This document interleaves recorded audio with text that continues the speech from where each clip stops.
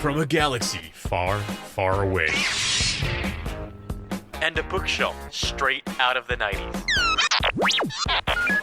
From Thrawn to Dantooine And everything in between. This is Legends Lookback.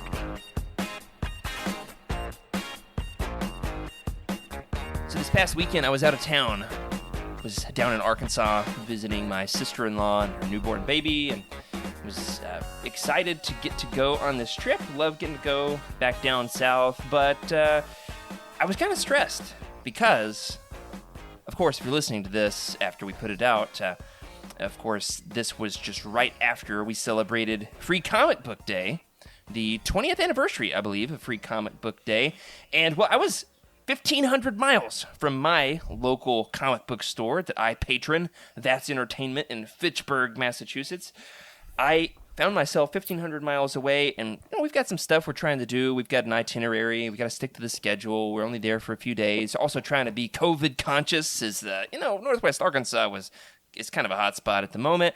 And there was nothing in the world that was going to keep me from celebrating Free Comic Book Day. We pulled into town. I told my wife, I'm just going to need, after this 3-hour drive, I'm just going to need to, stretch my legs for a minute, before we go visit family. I just need to, go for a walk. So I parked in a parking lot and walked over to the comic book store that I had plugged into GPS. And then pretty quickly found that, my excuse wasn't working because there was a 20-person wait outside of this comic book store in Fayetteville, Arkansas, which on the one hand was cool to see that, there was some community and there was some fervor built up around this. Cool also to see that this comic book store, Rock Bottom Comics, free plug for y'all, did a good job, had a good experience, that they were doing a good job at, keeping their store from being too crowded with COVID, keeping it to a 3-person limit. That was awesome. Did a good job at all that. Masks required, all that good stuff. But it was stressful. Freddie, I know that, you like to go to in-person stores yourself rather than doing all your shopping online, especially when it comes to Star Wars collectibles. If you were me, how would you handle this? You walk into this store, and the first thing you see is just a wall right to left, all the way as far as the eye can see, of Star Wars figures. Oh my goodness. But you're in the store to pick up the 2 free Comic Book Day issues, and I'm going to buy one Legends back issue just to support the shop, or maybe a trade paperback depending on time. But outside the store, there's 20 people waiting on me. They were frustrated that I got in before some of them, that had been there before me, let's be honest. How would you handle it if you're overcome with the Star Wars possibilities, but you're also, in a rush? Here's how I see it. How much damage are you actually doing to these people? Not much. They just have to wait a little bit longer. So, take your time, do your thing, because that's it. That's probably the last chance you're going to get to go there. Well, last time I was in town, I stopped there and had a great experience and loved it. So, definitely put it high on the priority list. Anyway, I panicked. I grabbed 1 Legends back issue. I grabbed the 2 free Comic Book Day issues. I was in and out of there in 2 minutes. Nice. But it was maybe the most difficult Star Wars decision I've ever had to make in my life. Joining us tonight, we've got a couple of guests. We want to get your takes on this, guys. Emily, Rick, have you guys ever celebrated Free Comic Book Day? You ever done the go to the store with all the crazies to get the free stuff? So much fun.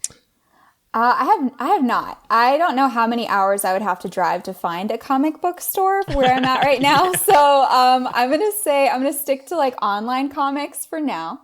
What Nothing about wrong you, with Rick? that. The free Comic Book Day issue of High Republic Adventures just released for free today. Ooh. So I didn't know this. They didn't announce ahead of time it's gonna be free online. I was like, I gotta go. The FOMO was real, and it resulted in this fun story. What about you, Rick? You ever done the free Comic Book Day thing? So I think I've been to 2 comic book stores in my life, so I am changing that habit, okay? Wow. So let me just stop you right there. I go to Books A Million and stuff that has paperbacks and all that, but The big box stores. Yeah, but legitimate comic book store.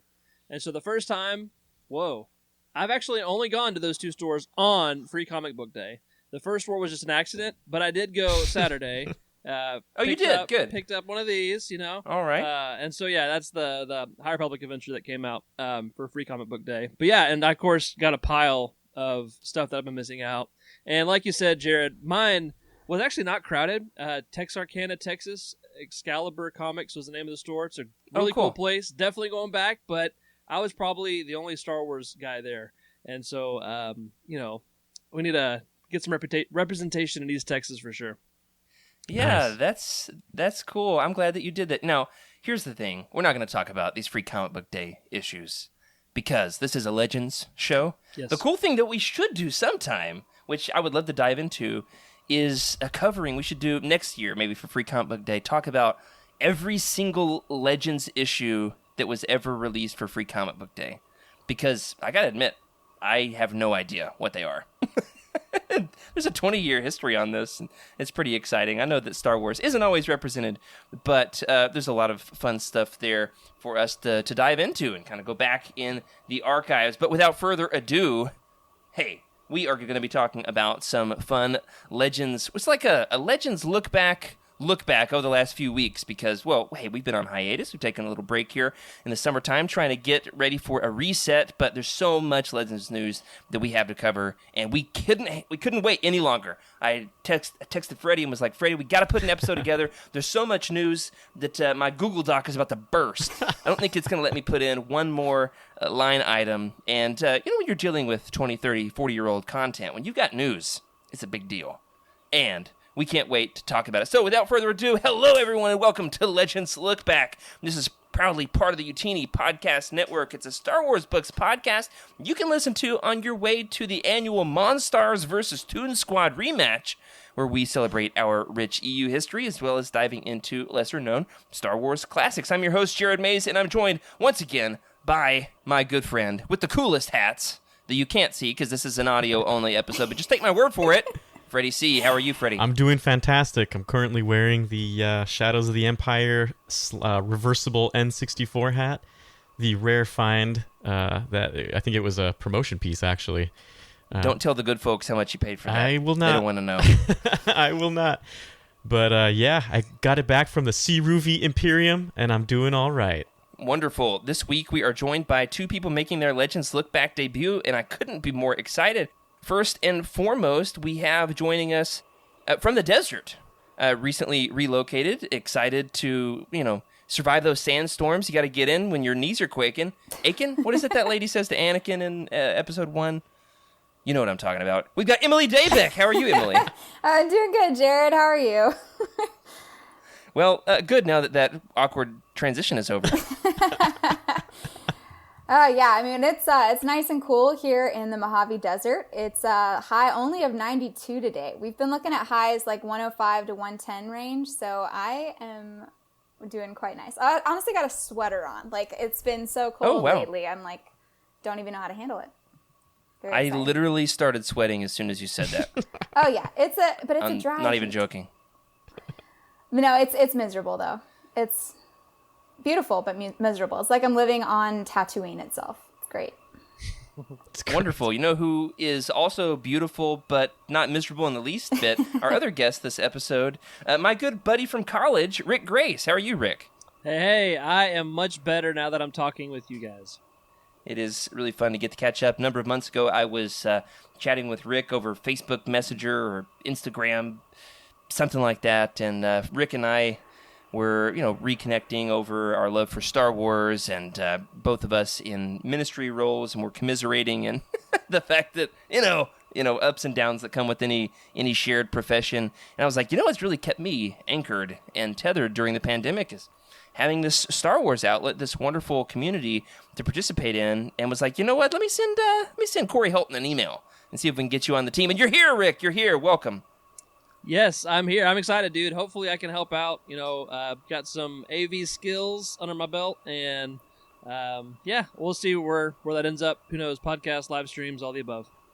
I was telling Freddie and Emily beforehand one of our fun experiences in college, and they told me to stop telling the story and instead save it for the podcast. I was asking Rick if he remembered the movie night that we had our freshman year.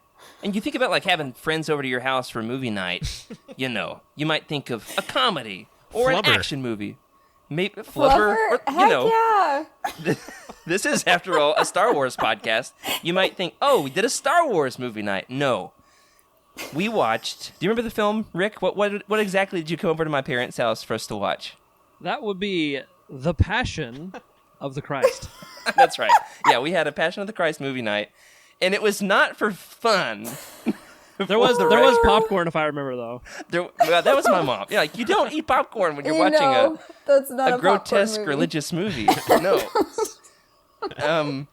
My mom, though, was excited that like I had made friends in college. She was like, "Oh, Jared, cool, you're bringing your friends over." It's like, "Mom, this is for homework, not for fun." So what kind of she was homework like- were you doing watching The Passion of the Christ? So it was a New Testament class. It was like New Testament survey, a Bible class for us freshman Bible majors. And our professor, being hip, was like, "Hey, you can actually, for bonus, bonus points, watch one of these 6 or 8 religious movies and then write a report on them." Is that right, Rick? Yeah, I think something like that. And I think The Passion was probably the most accessible because most Yeah. of them were like the original Ben-Hur or, Yeah. something really, really dated. Spartacus. Yeah. And I was like, "Well, guys, my parents live in town. We'll all go over and watch on their 36-inch TV, and we'll have a good time of it." I just remember we finished and we sat around silently, looking at each other like, "Man, that was a lot to process." And here we are, Oh 10 my years later, gosh. Rick. Yep. That's I fantastic. probably like choked, cried on the popcorn, but it was part of the experience, Oh gosh, I hope nobody showed up hungry to that because that's not a movie you eat through. No. Accidentally, no, talking I watched about it on Halloween one year. That was like the first time I watched it was my on gosh. Halloween. So I tried a similar tactic, but I took all of the Halloween candy into my room, and then I was watching Passion of the Christ. I didn't eat much. Long story short, It's like a different kind of bloody movie. yeah. What's going to have significantly less blood than The Passion of the Christ or Halloween is this episode of Legends Look Back. Tonight, we're mostly going to be catching up on all the fun things we've missed over the last 3-4 weeks that we've been off. There's been a lot of fun stuff that has been announced and released and things that tie into the Legends universe that we're going to weigh in on. First and foremost, I am overflowing with merchandise that I've got to share with the world. I've got to tell you all about and would love to know that Freddie, surely you have had some fun summary Star Wars-y pickups as well. I'll share my first while I'm watching everybody scramble to find their piles of loot here. I plugged this many, many months ago. Finally, they have arrived, but they didn't all arrive at the same time. Freddie, I got my Hasbro Black Series 50th Lucasfilm anniversary action figures. You got yours too. I got mine too. No, I might have shown these off in our last episode before our break. I don't remember because it's been so long. Apologies, everybody. Thanks for bearing with us. But finally, what did show up, and this is what I wanted to talk to you all about. I got the 4th of the series. I got Heir to the Empire, buff, sleeveless Luke Skywalker. That's awesome. Now, let's pull a little prank on the newbies, Freddie. What do you say? Let's do it. Do you know? Let's start with Emily. Emily, what is significant and odd about this particular Heir to the Empire Luke Skywalker? This image, of course, for all of our audio listeners, which is everybody, because this is an audio-only episode. We'll put a link in the Discord channel. The like cover waiting for. to Heir to the Empire #1, the adaptation of the Thrawn trilogy. Luke is sleeveless, looking jacked, and has a lightsaber in his hands. And I want to know, can you tell what is significant and odd about this particular piece of art? Do you remember who did this art, Freddie? Is it Dave I Dorman? think it was Dave Dorman, yeah. It's one of the most iconic pieces of Legends art ever created. Yeah. I have no clue. I'm supposed All to right. be the Legends newbie on the show, but just go ahead and throw me under the bus. Even as a Legends newbie, you can spot what is You're, odd like, with this. Maybe very maybe small. not You're like over the postage camera. stamps. Google it. Google Heir to the Empire. Everybody Okay. do this. If you're Heir driving, to pull the over. Empire. It's urgent. And Google Heir to the Empire comic adaptation. Heir to the Empire #1. Rick, do you want to chime in? What's your guess? Can I guess? Is it the lightsaber color? The lightsaber color. That's I right. thought it was the Oh. lightsaber. Okay. He's got a blue lightsaber. This is set 5 years after Return of the Jedi. He should have. Yeah, and so Rick has got a copy of Dark Force Rising, the actual novel, in which case he should have what color lightsaber? Green. Yes, sir. That's it. But in this, he's got a blue lightsaber. I see what Now- you mean now. Okay. Here's the funny thing. here's the funny thing. The action figure he's got, here it is. What color lightsaber? Green. It's green. You know, Why in the world do you have Okay. the blue lightsaber on the cover and the green inside the package? I'm This going drives me to nuts. slightly derail us for a second because this is also my share, so it'll, I'm about to lose my cool, so bail me out, Freddie. Well, you might lose it again, but I'll try to save it. So, it's not just the fact that he has a blue lightsaber, but this here Crimson Empire Black Series says Karner Jax. And Yeah. you look at the cover, and you look inside, and it's Kir Kanos. Right, it's a different character. It's a different character. It's a misprint. And It's a flub. And I read on Yakface that Hasbro just released a statement saying that they apologize for their oversight, and they're actually getting the right one out now. This is Are they? So this here, my friend, is a misprint. It's going to be collectible. There you go. Okay. The problem is now I've got to buy another one. And when does it end, Freddie? It never when ends, does buddy. the Star Wars collecting end? You would think it would end because this is a Legends podcast, and yet It's right.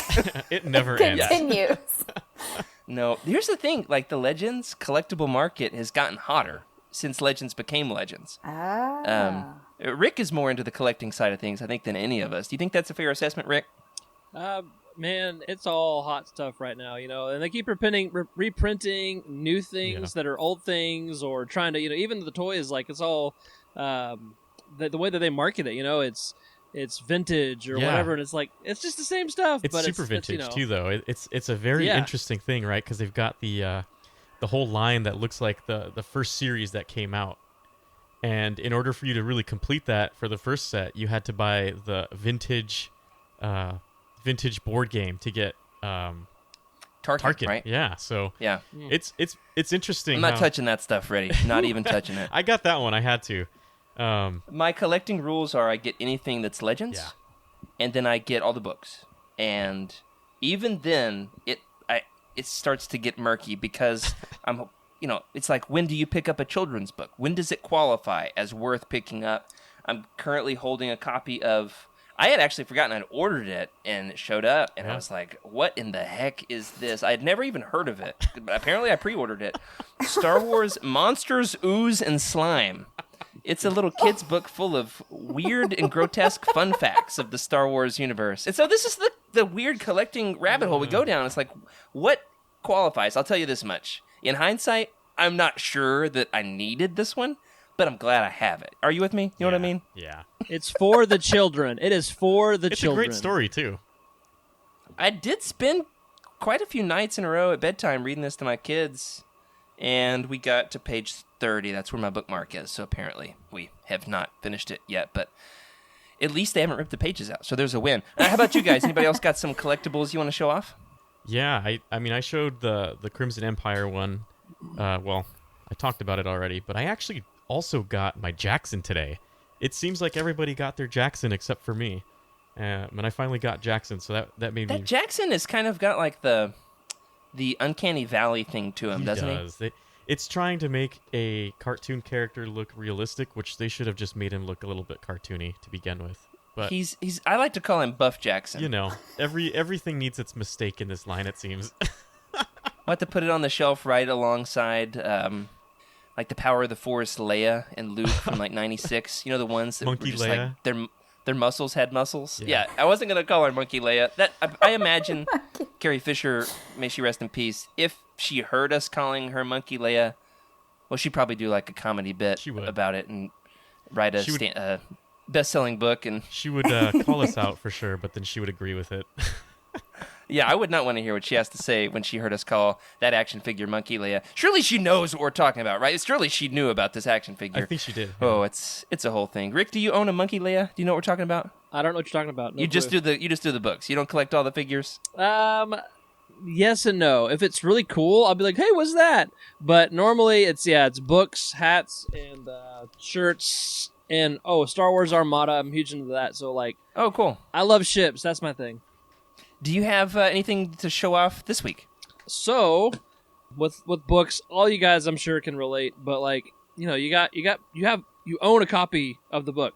Oh, is that Monkey Leia? This is Monkey Leia. Yeah. Nice. I just Googled it, and she looks like a monkey. I'm sorry. Yeah, we'll put it in the Legends Lookback Discord channel. That's hilarious. Oh, goodness. Not to be confused with Monkey Palpatine, who there were actual monkey eyes used in the original Empire Strikes Back Palpatine. They've since been edited out in the special editions. But there's another thing to Google: Monkey Palpatine. It's a thing. Huh. Better than naked Palpatine. I to, was going to to some say, folks. I would really love to listen to one episode of Legends Look Back where naked is not used. I feel wasn't like gonna every go there, single but one. I'll edit it out. All right, move on. You've got something. Rick. Yes. What was it? Oh, yeah. So, all right. Can I go on a tangent first? Yeah, absolutely. I mean, I would never do such a thing. But Not We were allowed. talking about, fun facts and stuff, and I don't know if this is new information, but I think it was Mark Hamill's Instagram or something. He was sharing about a behind the scenes from Empire, where the scene where he's in the cave in Dagobah and the whole I saw Darth Vader this. helmet. Yeah, and apparently they made a mold for his face, but Mark Hamill hated it, and so instead he climbed under the stage and put his own face in there. Inside of Darth Vader's That's why it broken looks helmet. so yeah. shocking. Yeah. Yeah. And then there's a picture with him like smiling in the helmet. It's like that just blew my mind. Like, ah, it's great. So anyway. Once you see it, you'll never unsee it. Yes, exactly. That's right. So I'm but not sure I recommend it. That's fair. So new acquisitions for me this week, man. I discovered that comic book store I talked about. Oh yeah. Which, by the way, that's a 45-minute drive for me. That's where we have to go to get Chick-fil-A and Target and the essentials. And so while we're I've eaten there, at that Chick-fil-A. I've been there, man. nice, yeah. Okay. I find people all the time there that I know at that Chick-fil-A. It's weird, but anyway. So my son, he's 4. He has been saving money for like 2 weeks to buy a Paw Patrol toy at Target. And we went to Texarkana on a Friday night, and all the cool places were closed. And so we're like, okay, we'll go on Saturday, let my kid get his toy. But first, I had to go to thrift books, or not thrift books, but different thrift stores and this comic book store. And all day, my son was like, when can I buy my toy, Dad? I'm like, not now, kid. We're buying Star Wars books. We're buying Daddy's toy. You That's can right. wait. And so I picked up I don't know, 5 or 6 different, mostly Legends hard copy books, hardback book for like under $20 at this store. Like I Nice. took anything with Star Wars in the title, and so I think this is like my 3rd copy of a hardcover Dark Force Rising. And I went home and like meticulously combed through which one looks nicer, which is like the crispiest edge and all that. Yeah. And so so I got some new inventory, but I'm starting to think I have a problem. Well, I think if you own 3 copies, I'm Well, going to I mean- sell the other 2. yeah. But, I you know. notoriously have lots of different copies of the Thrawn trilogy because I like to keep copies I can hand out to people. Sure. They're like the easiest books to loan out. Man, that's excellent. That's hilarious. Yeah, that's when my wife asked me this question. Don't you already own that book? How about you, Emily? Any new acquisitions? No, it's actually funny that you mentioned the Thrawn book, though, because my only actual hard copy Star Wars book is from this Christmas. Utini did a Secret Santa, and my Secret Santa was Jared. And so I happened to have my one Star Wars book on display behind me, gloriously. It's the Thrawn Ascendancy Chaos Rising. So it's I think, well, is it canon? Not even a No. Legends book. Yeah, it's not even a Legends book, but it's kind of close, So It was the hot new book at Christmas. It was, and I was very excited to get it. Thank you. So I'm a bit of a minimalist when it comes to the collecting. See, we need somebody in our lives to balance us out. Yeah, I mean, we moved too much for me to collect all that much. Plus, I am a huge fan of the library, and so I'm always at the library. So Cool.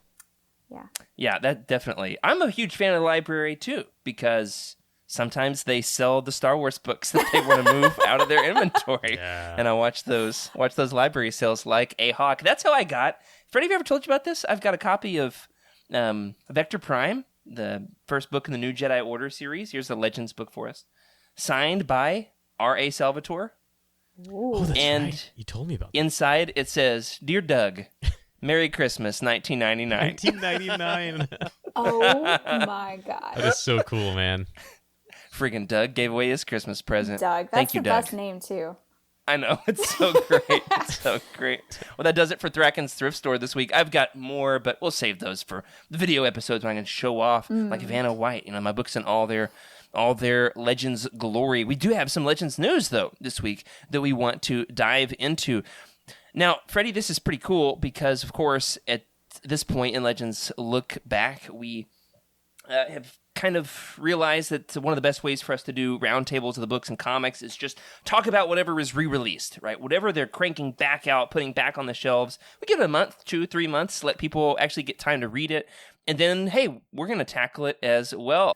With the Legends Epic Collections from Marvel, we just had a new one released on August 17th, collecting Star Wars from, Marvel for the 1977 series, the old school stuff, as Freddie and I call it. This is the Marvel Legends Epic Collection, original Marvel. I can't even say this, Freddie. What's up with Legends and their crazy convoluted titles?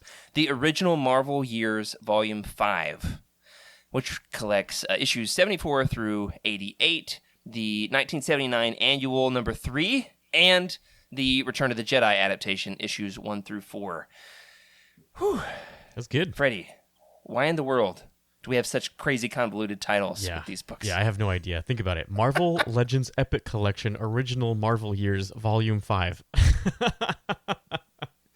We've got a fun Patreon trivia event, which, of course, if you're listening to us, has already happened. But hey, if you're not a patron, good time to subscribe. Throw us a few bucks and you can, of course, watch this incredible, what I'm sure is going to be a hilarious event. One of the trivia questions that I submitted for this was, what was the title of James Luceno's first Star Wars book that he ever wrote? Do you guys know this one? I would like to consider this the most convoluted title in the history of Star Wars. James Luceno. Can you do it? I'm watching Freddie. He knows. His first, it's a new Jedi Order book. I'll give you that. It's a new Jedi Order book. Let me think about this. It's gonna take me a while. I've been doing a lot of reading on someone who we'll talk about later. So all my names are convoluted.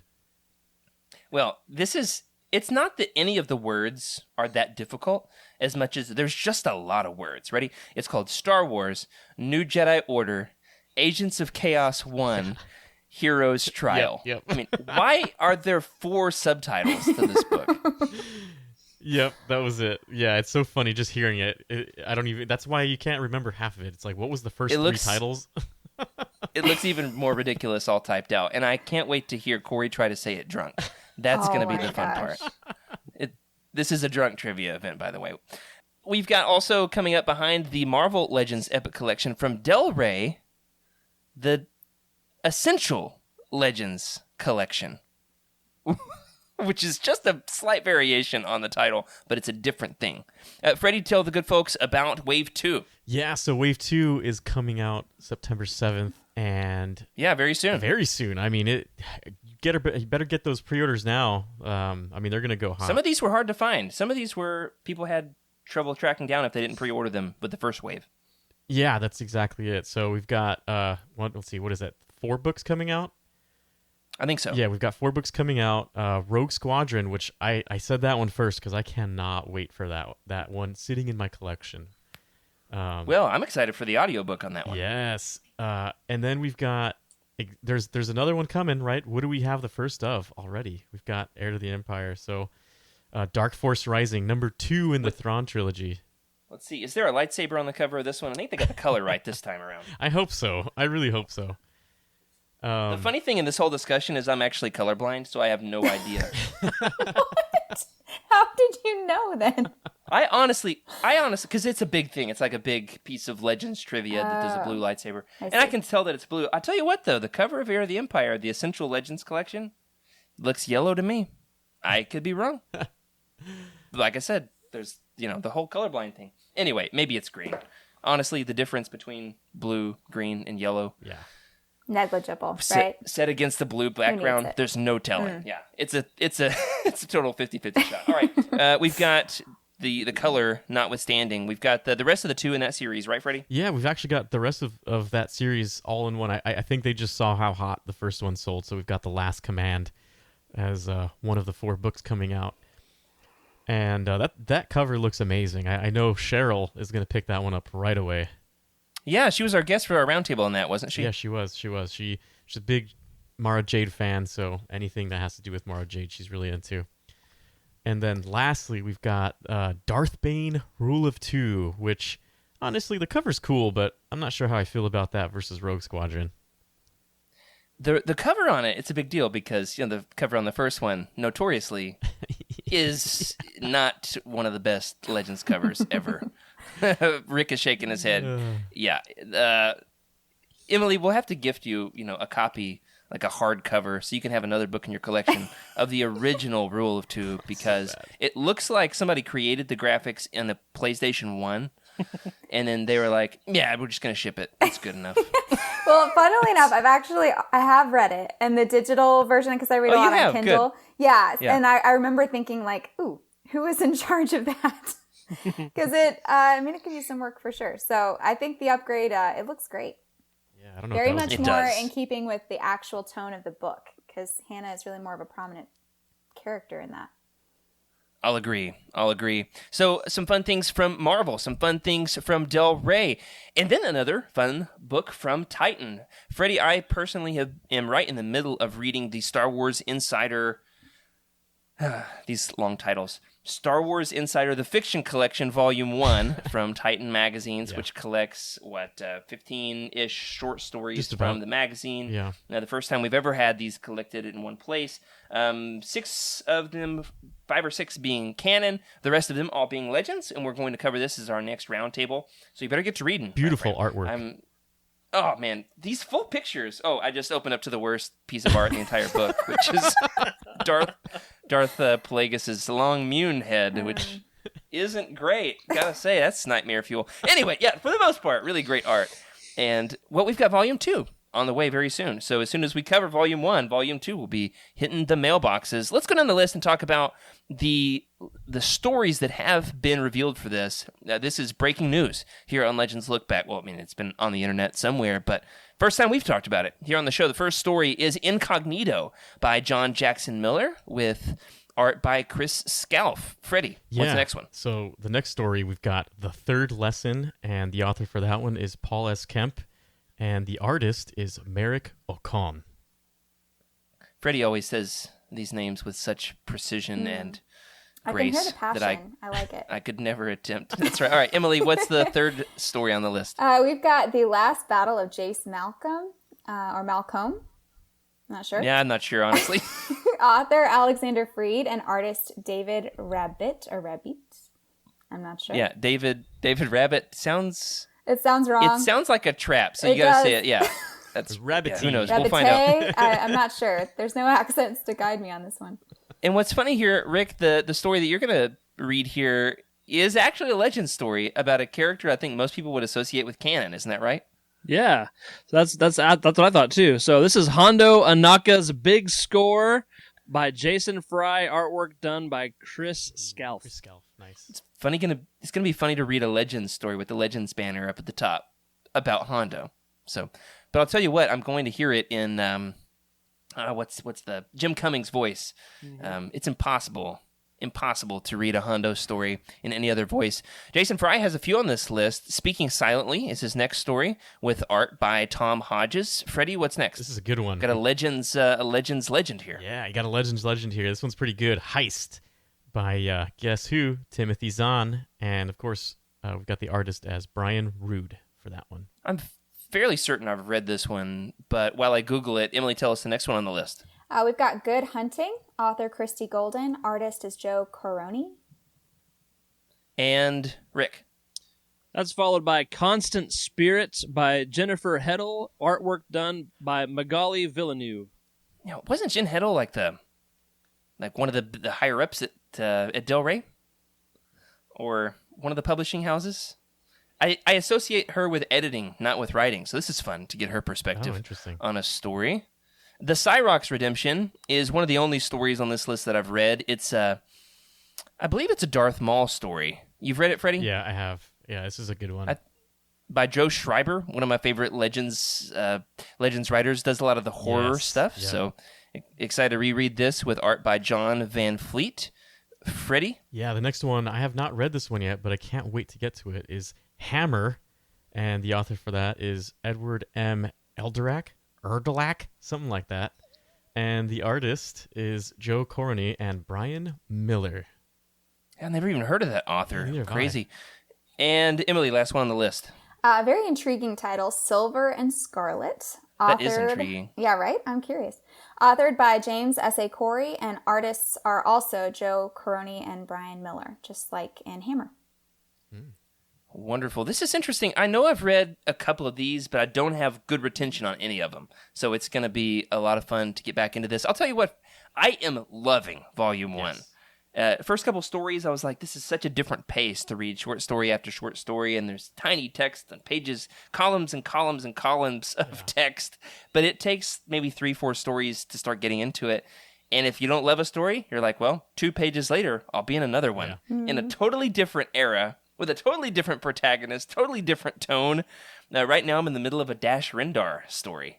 Very Dash fitting Rendar. with the fun summer that we had here at UTini. That's right. And spoiler alert, I think it's my favorite story so far. I'm absolutely loving it. What else do we have, Freddie? What's next on the list? Yeah, so then we've got the Star Wars Legends Omnibus, Rise of the Sith. Another giant. This is a totally different collection, and this comes out September 29th. This is a pretty big one. There's a lot coming out on this one. Can you remember the last month in which we had this many Legends re-releases happening all at once? Well, it's funny because I've been out of Star Wars news and everything for a little bit because I've been busy with the real life, starting the new job, getting everything ready with the house, right? And then I saw you were like, hey, I got the show notes up, and I was like, what the heck? This is a lot. Yeah, I keep track of all this stuff when we're off, like in between shows, because I like having all the news. Want to give it to the good folks. I'm sure I miss some things from time to time, but we want to be the best source of Legends news on the internet, for crying out loud. Yeah, there's a lot in this one. I mean, it's going to be one of these massive omnibuy, kind of like the Knights of the Old Republic one. The ones that you should display in your home gym rather than your bookshelf. About 10 pounds. And I'm not even going to read the list of issues that are all collected in this. It looks like it's got a lot of pre-episode 1 kind of stuff, maybe shortly after episode 1. It's got a lot of Qui-Gon material, a lot of Darth Maul stuff. So, man, I'm excited about this. We will cover it before too long, after it's been out for a little while. Emily, tell us about the next omnibus. So we got Blood Ties Omnibus launching on October 26th. And it also has a lot, it looks like a lot of Boba Fett collection material. Yeah, I should have let Freddie read this one. His favorite character is Boba Fett. He's read all these issues. Yeah, that's probably good. Every single one of these issues. Yeah, this is collecting the entire Blood Ties collection, I think. And it's funny because they call it the Boba Fett, right?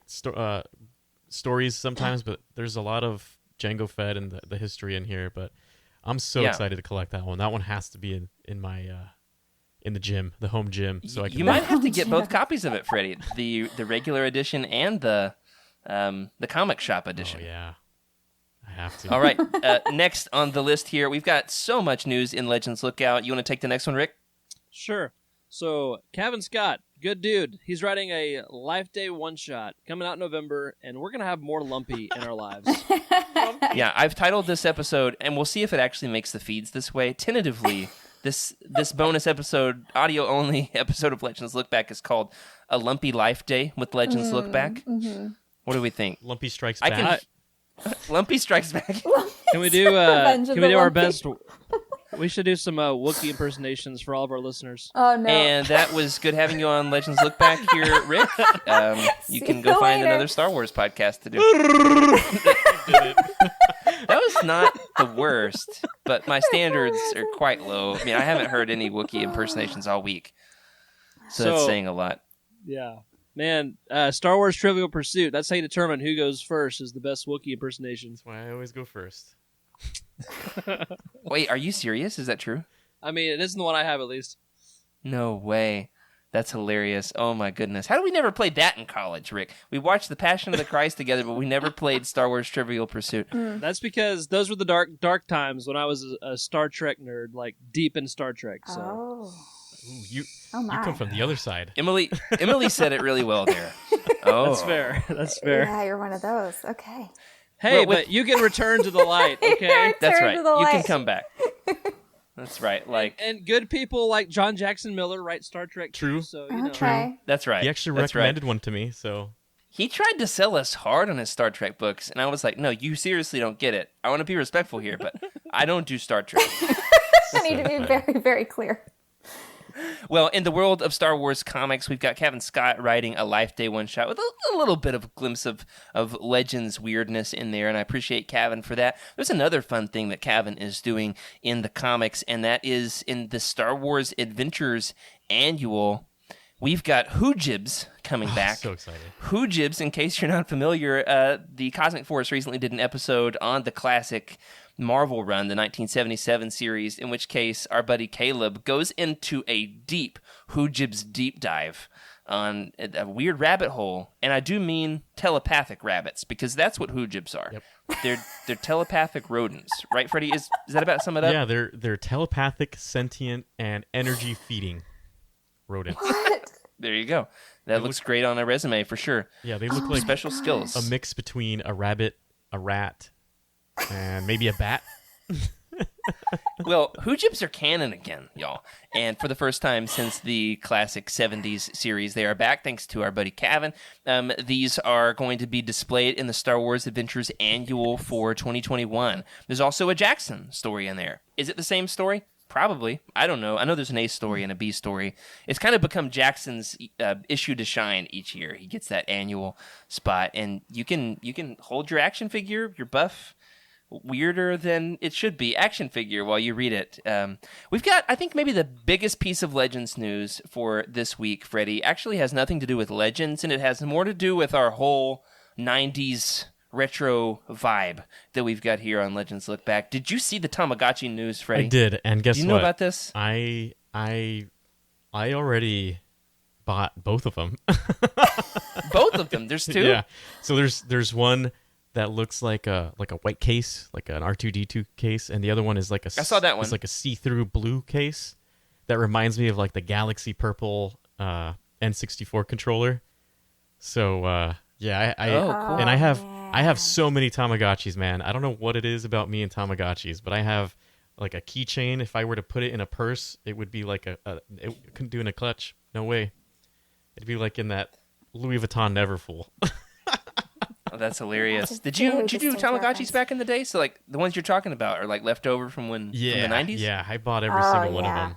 I had Digimon. You had them too, Emily?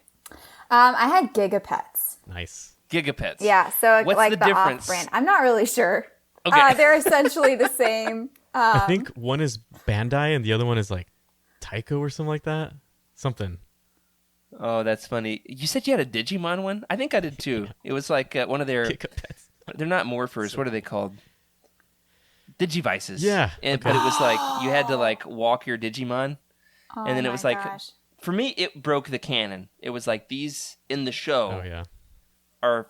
You use them to transform your monsters and fight bad guys. I should not be taking my Agumon out to poop every 30 minutes. But here I am. Here I am. And here we are going to be again taking our R2D2s out to poop with Oh this. gosh. I have not yet made up my mind if I'm going to buy one.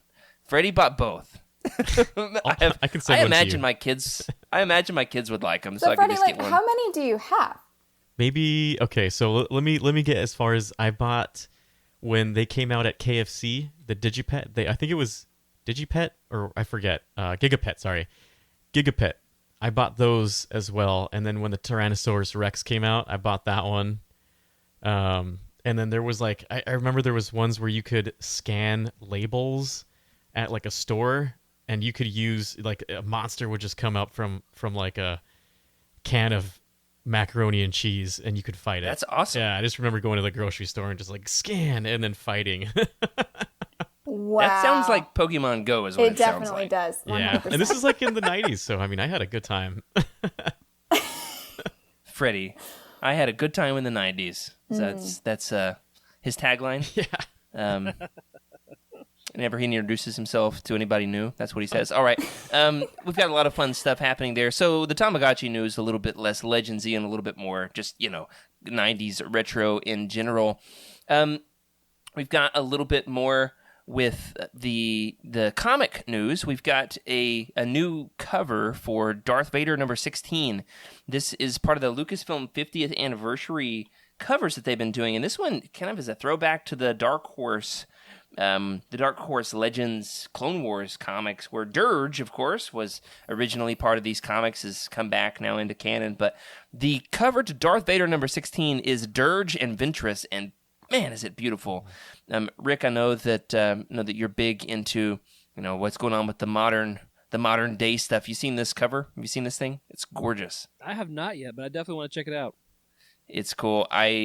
It's actually caused some controversy. I know you're in a lot of Facebook groups. I'm surprised you haven't had to ban anybody from your groups for the controversy with this thing. And that is, why in the world does Darth Vader 16 have Ventress and Dirge? Couldn't you have put them on the cover of, some kind of a Clone Wars comic? And the response to that is, who cares? Just collect it and move along. Because it's beautiful. Put it on your shelf. That's right. Except for, with comics, you pretty much have to display them in long boxes. I mean, if you store them in long boxes so nobody sees it, for the most part. It's really hard to display comics for the world to see. It's a whole thing. Yeah, reading digitally is probably what I recommend, but once you get that collecting bug, it's hard to stop. Now, we're going to talk a little bit about some of the upcoming Star Wars projects or recently released, so it's going to get, if you want to stay totally spoiler-free for Visions, if you're not even watching trailers, that sort of thing. We're going to talk a little bit about this new upcoming show. We just had the trailer dropped earlier this week for Star Wars Visions, this massive anime Disney Plus series that's coming out. And this thing was wild. Did you guys see this? I haven't. It's crazy that you're even talking about this because, I watch Crunchyroll every day when I'm when I'm just doing something, folding laundry, whatever it is. I'm always watching like an anime. So I know that Star Wars is trying to get into that market as well, and they did really well with the Clone Wars, the first one. A lot of people like it. Yeah, the Tartakovsky series. Exactly. So this is fantastic, man. I love this. Well, you got to watch the trailer as soon as we're done tonight. The first trailer didn't have me hooked. This one does. It's amazing. Rick, you're nodding along. You've seen this? What are your thoughts? Yeah. Well, it's not really my thing, but I was like, I'm going to give it a shot. It's Star Wars, you got to try it, right? And so I watched that trailer, and man, I was like, okay, all right, I could definitely dig this. This is going to be awesome. A lot of good stories, a lot of good potential. Who knows where they'll go. So it's Freddie's thing, but he hasn't seen it. Yeah. It's not your thing, but you have seen it.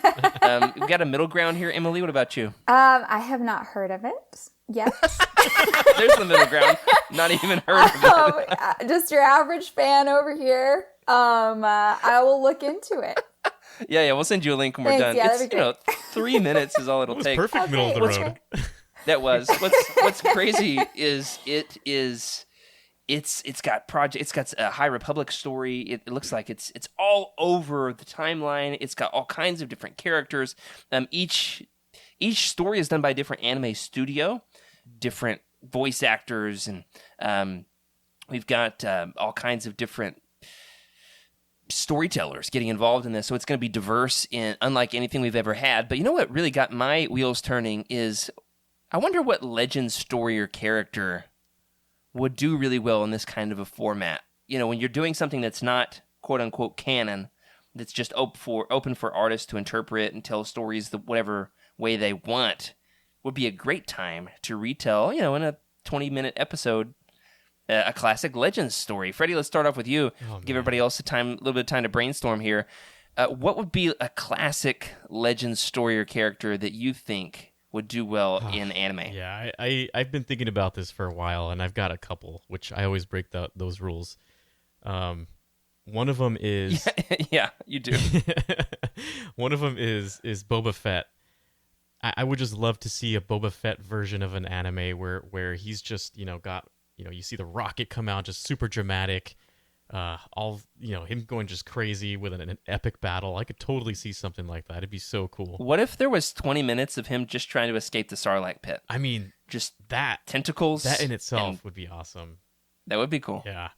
And then the other thing I thought of was seeing Grievous in action because, like the Japanese mechas are robot, right? I could totally see like their take on how they would make him look and feel. So I'm curious because the Gendy series kind of touched it, but I feel like putting it in a real anime it would be really interesting. So I'm going with those two. That's cool. I like that. How about you, Emily? I don't really know all that much about anime, but one character that I absolutely love is Revan.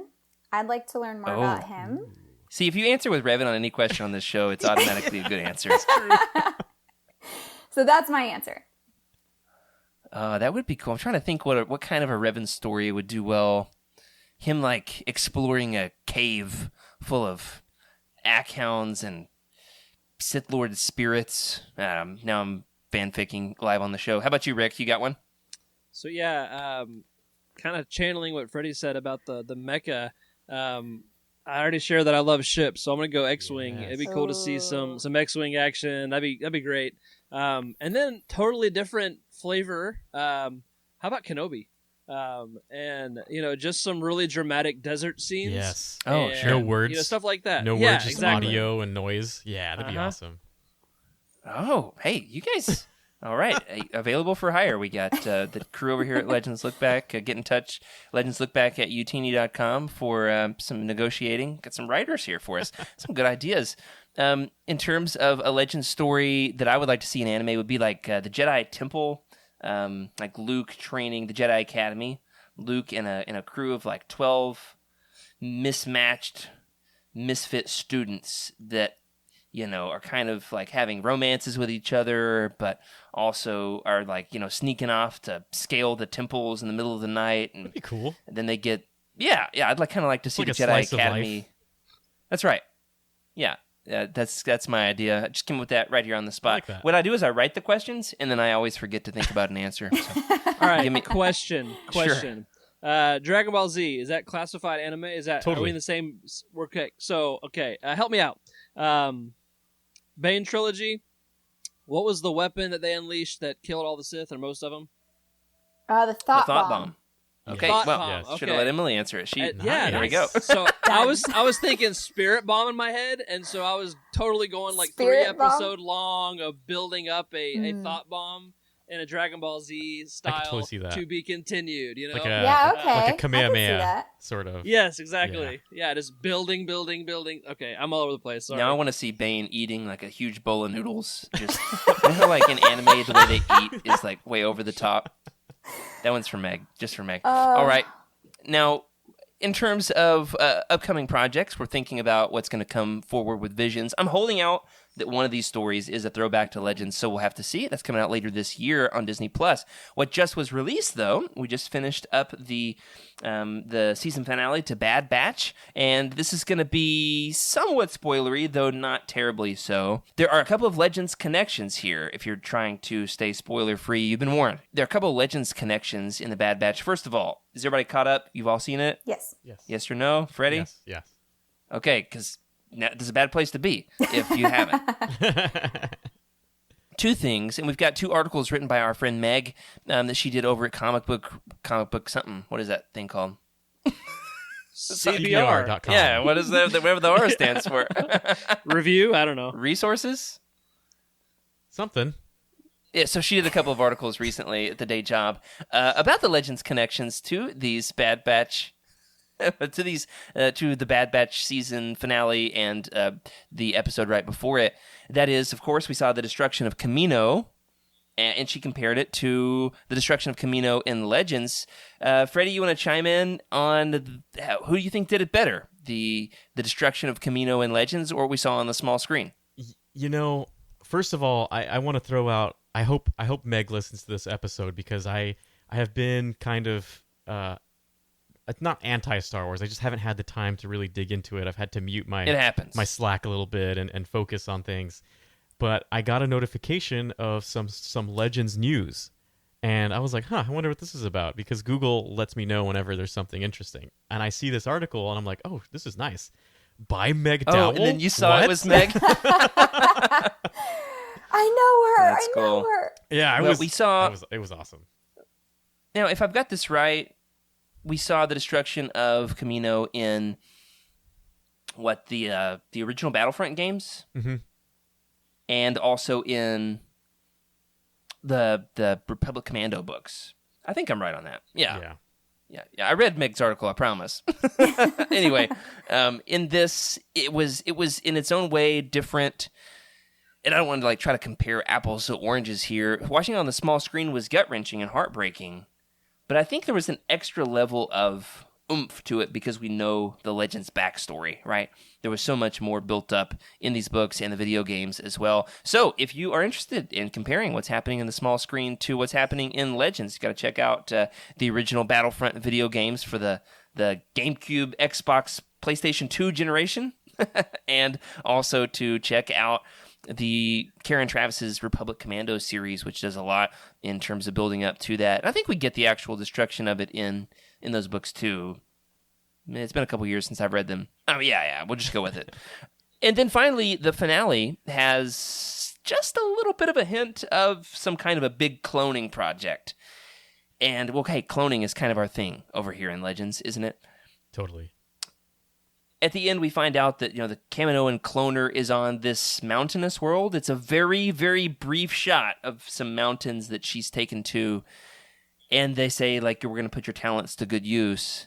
The theory that's floating around the internet right now that makes the most sense, at least to me, and is also present in Meg's article here from CBR, is that it's Wayland. Rick, let's start with you. What's the over/under on whether or not we're going to get some kind of a cloning on Mount Tantus Wayland story in Season 2? Are we going to be adapting this element of the Thrawn trilogy? That actually is not what I was thinking first. And so I was thinking they're going to connect it just straight away with Mandalorian and setting up the sequel trilogy of films. But, the way they have been kind of nodding to Legends, I wouldn't be surprised if they did. And I think I actually prefer that.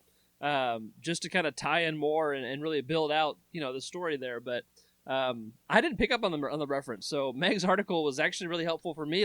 Oh, I get it. And so, yeah, who knows? That's not me to say, I guess.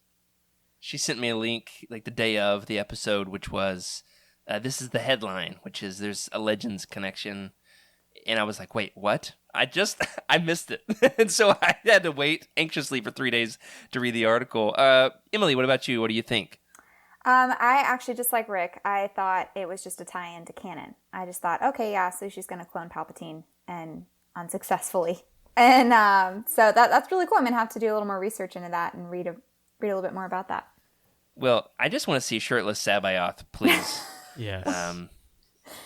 Freddie, what's your take? Yeah, I mean, there's a couple things that played into this for me, trying to figure out what's going to happen. And there's a couple things here. One, we've got Dave Filoni doing something that was a George Lucas story, right? Like this is still George Lucas's story. So when it comes to Legends, they're very much still George Lucas. So I think that's the reason why we're getting a lot of these kind of interesting little Legends tidbits in here, is because this is from the protege of George Lucas, right? So we're gonna get a lot of original ideas, and honestly, I think we know what's gonna happen, but it's gonna shock us and surprise us. What's fun for me is if they go to Wayland and they use that name, and it's a mountain, if it's Mount Tantus. Yeah.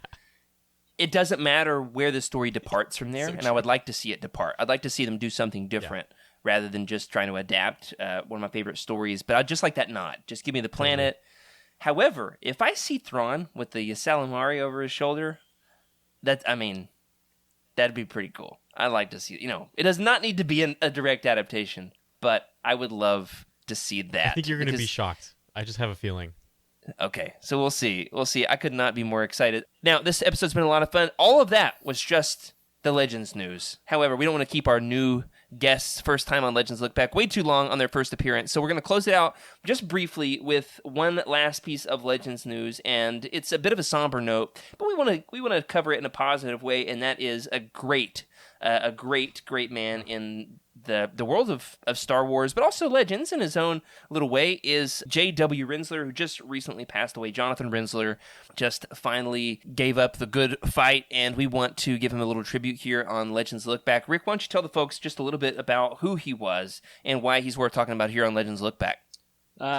So he's probably most widely known for his work on resource materials. Right. Tons. I think he wrote all of the making of the original trilogy books. At least credited with, I know 2. I personally have a few, so I'm looking over my stack to see what I have.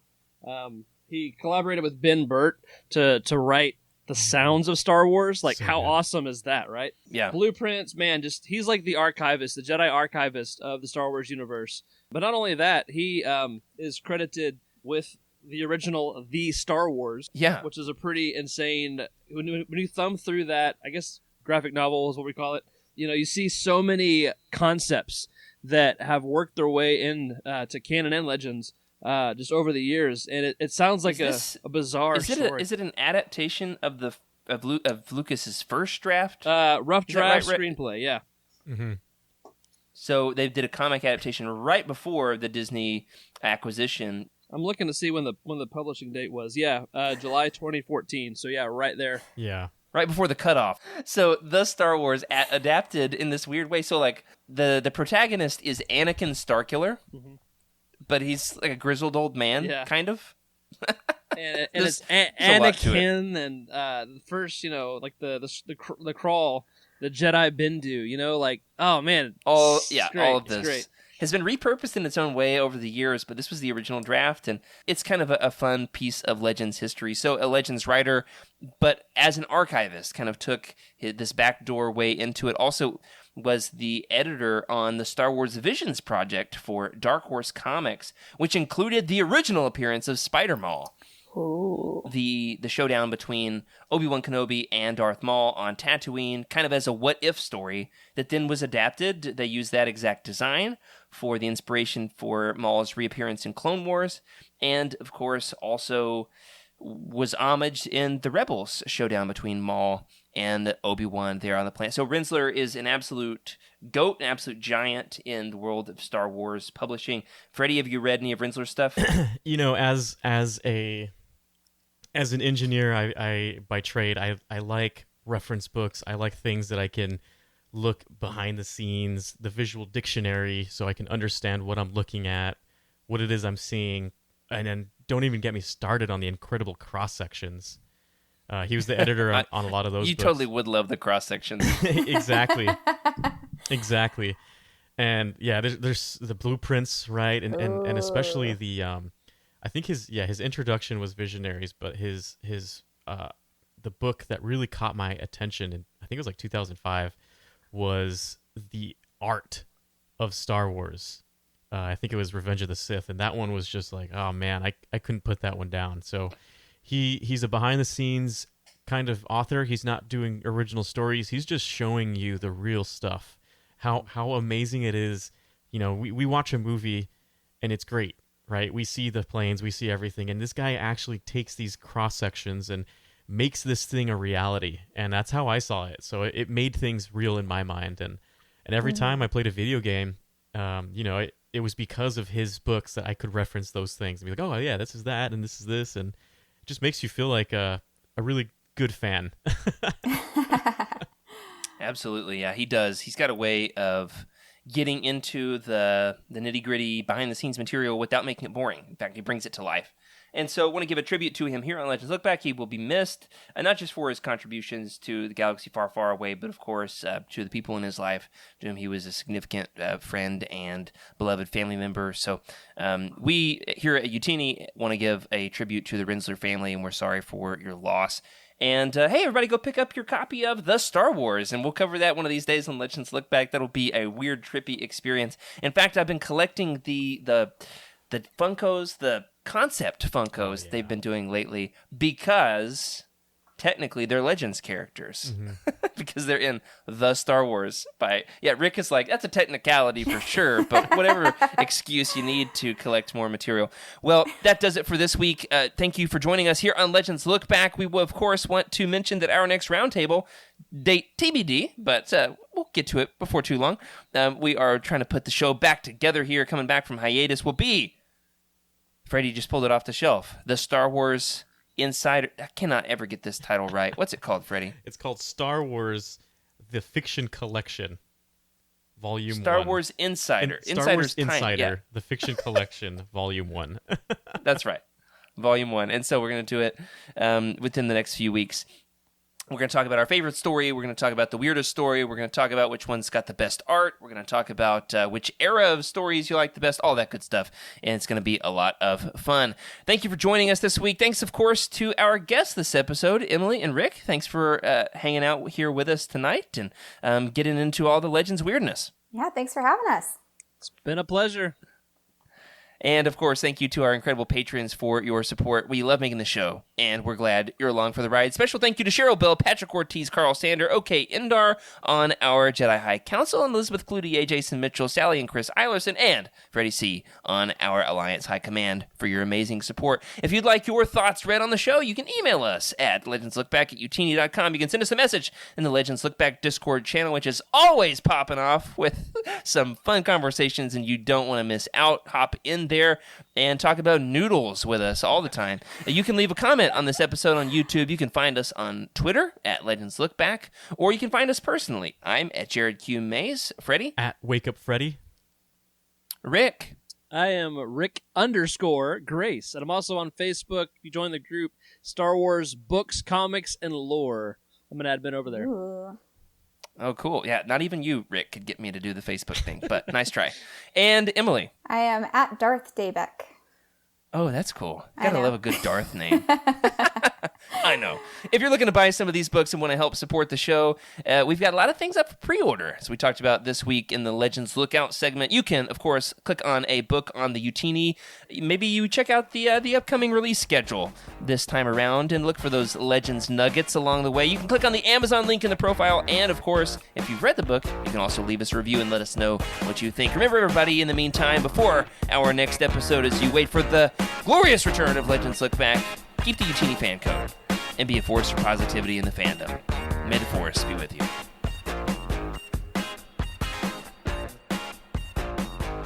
This is a Utini broadcast.